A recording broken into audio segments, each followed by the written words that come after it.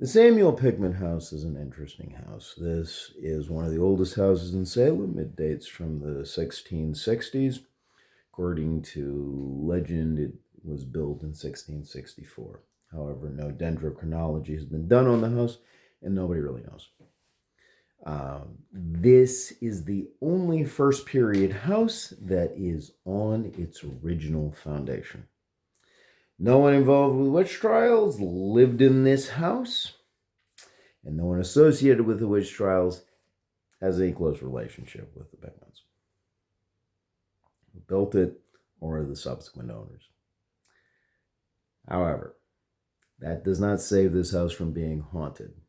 If you look up at the second-story window, there is a ghost that has been described that has jet black hair, and frequently she will be described as wearing a red dress. But that's not the only garb, so, hey. Anywho, before we get to the ghost story, I will also tell you that some interesting people did live in this house. One of them was the Justice Benjamin Lind, and he was the justice who presided over the Boston Massacre case. And yes, he's also buried in the Charter Street burying ground. He got some Revolutionary War heroes too. This house was also occupied for a brief period of time by Michel Felice Cornet. You may or may not remember that name, but I am sure you have seen that famous painting of Constitution and Guerriere. He painted that. He also is the first person to bring tomato plants to the continental United States. So, but anyway, as I was saying, nobody involved with the witch trials was living in this house during the witch trials. And during the witch trials, a man by the name of Dr. Francis Gorham lived here. And he was an immigrant from Hamburg, Germany. And he had bought the house in 1689 from Samuel Pickman. And Pickman had decided to sell up after some spooky things had started happening in the mid-1680s. And it corresponded with the death of a young couple. Now, you might see streets around here and land as far as your eye can see. Well, Salem, like Boston, is built on reclaimed land. The old burying point, Charter Street Cemetery, as well as this house, were right next to the seashore. And this little pathway that you see heading straight up to the middle of the PBD Essex Museum, that went a little bit further. That was originally a road, and this would be a road that people would come walking down to go to the beach. Yes, there was a lot of rocks, and the Atlantic is cold. Well, let's just say in the 17th century, people were hardy. This area didn't have too many wharves, so it worked a little bit better to go swimming. Anyway, one day, it's about 1687, 1686, a young couple come traipsing down along the path and strip and go frolicking in the water. They're not really paying attention as to what's going on, and they get caught in the riptide and dragged out to sea. Well, they drown, and the bodies wash back up on shore. Well, this is a day before coroner's offices are well outfitted, and the bodies are laying out in the parlor of the Pickman house.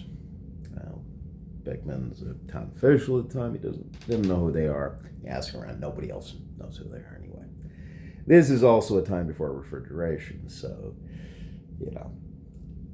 a drowned body is not the most beautiful sight in the entire world, and a rotting drowned body is even less appetizing.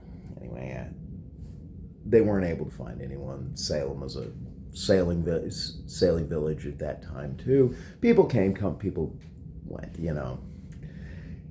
It would have been nice, but they didn't. They just buried the people in the Charter Street Cemetery, and we're done with it. Well, like I said, spooky things started to happen, and Pickman decided to sell up. Well, Dr. Francis Gorham, you might have guessed, was a man of science, and he did not believe in all this woo-woo-woo stuff. Anywho, he's also a young man. He was looking for a good deal. He had a great idea about how to make his fortune. And he decided to sign on as the surgeon on a privateering ship. Well, this is the midst of the Queen Anne's Wars.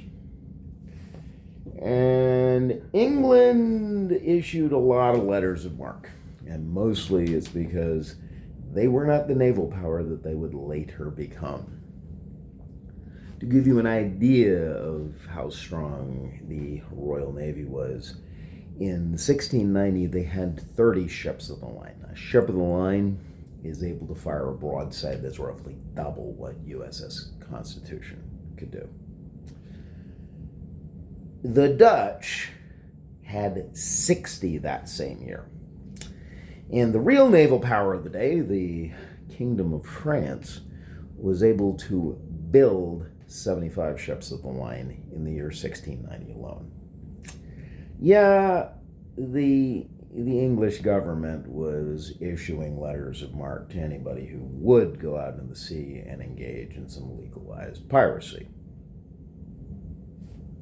Well, there is a very, very small line between engaging in legal privateering and illegal piracy. And the ship that Dr. Gorham signed on with decided to augment their investment by crossing that line on more than one occasion. And they did on a ship that we shall euphemistically call Spanish, considering what the crew of Gorham's ship was doing to the crew of the ship that they captured, namely slaughtering everybody on board. Well, Gorham may or may not have had a problem with the slaughtering of burly mariners, but there was also a passenger on this ship, a young girl with striking black hair. And Gorham decides this is a bridge too far. And he hides the girl in his cabin. Well, he brings her back to Salem and allows her to live at his house right here, the Pickman house, till she can get on her feet and find employment. Anyway, one thing leads to another, and Gorham is getting rather fond of this girl. However, she does have a peculiarity. Every now and then she'll find herself in a trance and wander up to the second story and just stare out at the surf. Nobody can talk to her, nobody can raise her. And then all of a sudden it'll just break, and it's as if nothing happened. Well, once is a peculiarity, twice is an eccentricity, multiple times is a bit concerning, but once again, like I said, this is the 1690s. Choices are limited, so it doesn't think too much about it. But before Gorham can actually ask her, the girl is in one of her trances.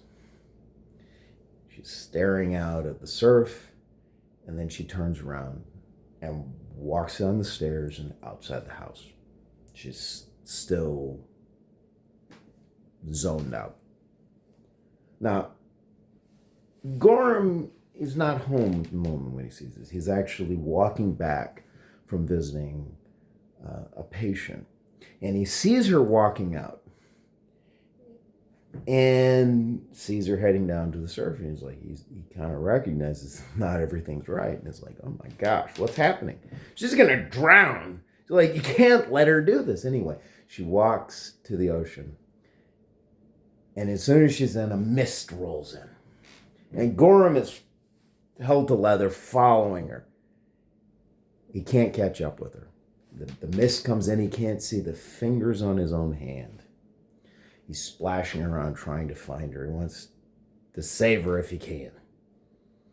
But then the mist rolls out almost as quickly as it rolled in.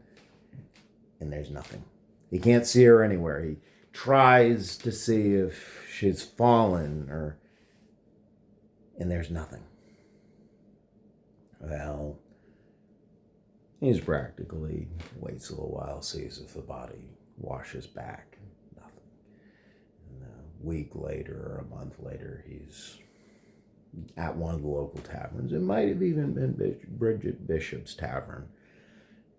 He's chatting with other people in Salem, including Pickman, and he talks about having let the girl stay at his place, and talks about the black hair and the striking mole on her cheek.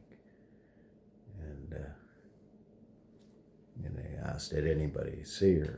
And Pickman mentions that looked very much like the girl he'd seen all those many years before. Anywho, next place we're going is the Gardner Pingree House, and that one has 2 ghosts.